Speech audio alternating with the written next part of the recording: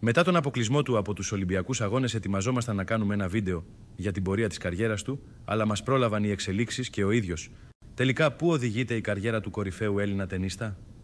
Ο Στέφανος Τσιτσιπάς φαίνεται να έχει βαλτώσει τα τελευταία 2 χρόνια και ο λόγος είναι απλός. Έχει πάνω από το κεφάλι του τους γονείς του για περισσότερο καιρό από όσο θα έπρεπε. Αυτό βέβαια δεν δικαιολογεί το πρόσφατο δημόσιο ξέσπασμα του Στέφανου απέναντι στον πατέρα του, δείχνει όμως κάποια πράγματα. Σχεδόν ποτέ δεν δούλεψε με επιτυχία στον επαγγελματικό αθλητισμό το δίδυμο γονέας παιδί.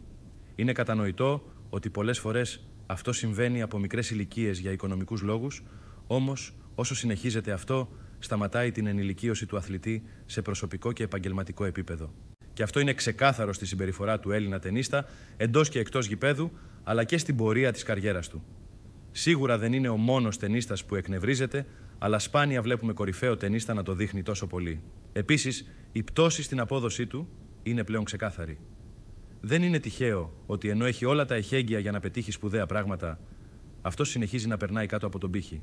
Η κίνηση του να διακόψει την επαγγελματική σχέση με τον πατέρα του κινείται προς την σωστή κατεύθυνση. Κανένας αθλητής δεν πρόκειται να οριμάσει και να πετύχει αν δεν καταλάβει ποια είναι τα όρια και οι λεπτές κόκκινες γραμμές.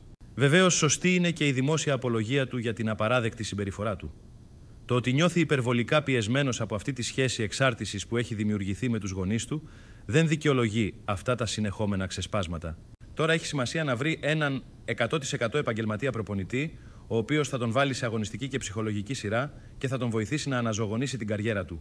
Και βεβαίως αυτό δεν αφορά μόνο τον Τσιτσιπά, αλλά και άλλους αθλητές που είδαν ή βλέπουν την καριέρα τους να βαλτώνει. Πολλά μεγάλα ταλέντα χάθηκαν επειδή κάποιος γονέας ανέλαβε χρέη μάνατζερ ή προπονητή βλέποντας στο παιδί του τον νέο Μαραντόνα, τον νέο Τζόρνταν, τον νέο Μπόλτ ή οποιονδήποτε άλλον μπορείτε να φανταστείτε.